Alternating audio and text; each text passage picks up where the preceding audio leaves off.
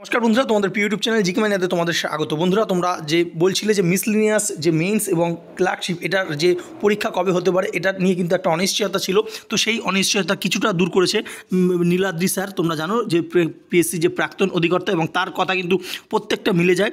তো এক ক্যান্ডিডেট তার যে চ্যানেলে কিন্তু একটা কমেন্ট করেছিল, সেখানে কিন্তু যে সমস্ত জিনিসগুলো জানতে চেয়েছে এগুলো কিন্তু প্রত্যেকটা ক্যান্ডিডেট জানতে চায়। কি জানতে চেয়েছে দেখো তোমরা, যে মিসলিনিয়াস প্রিলি পরীক্ষা 2023-এর ওএমআর চেকিং কি শুরু হয়েছে, যদি হয়ে থাকে সেক্ষেত্রে রেজাল্ট কবে নাগাদ বের হতে পারে, এটা এক নম্বর প্রশ্ন।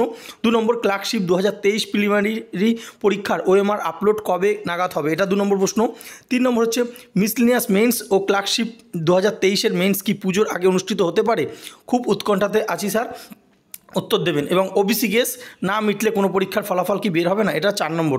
তো এই 4টে প্রশ্ন কিন্তু করা হয়েছে, এবং তার সঙ্গে আরও একটা প্রশ্ন যে 2026-এ মার্চের মধ্যে এই দুটি পদের নিয়োগ কি আদৌ সম্ভব না, এই যে 5টা প্রশ্ন কিন্তু একটা ক্যান্ডিডেট করেছেন, এবং স্যার কি উত্তর দিয়েছে সেগুলো তোমাদের সামনে তুলে ধরবো। হ্যাঁ বন্ধুরা, তোমরা দেখতে পাচ্ছ, দেখো স্যার প্রথম যে উত্তরটা দিয়েছে যে মিসলিনিয়াস মেইনস 18 মে হওয়া সম্ভব নয়, এটা এখন বলা যেতেই পারে, কারণ ওই সময়ের মধ্যে খাতা দেখা সম্পূর্ণ হবে কিনা সেটা বলা যাচ্ছে না। অর্থাৎ মিসলিনিয়াস মেইনস কিন্তু 18 মে হচ্ছে না, কারণ ওই সময়ের মধ্যে এখনও খাতা দেখা কিন্তু ফুললি কমপ্লিট হয়নি। এটা একটা উত্তর পেয়ে গেলে।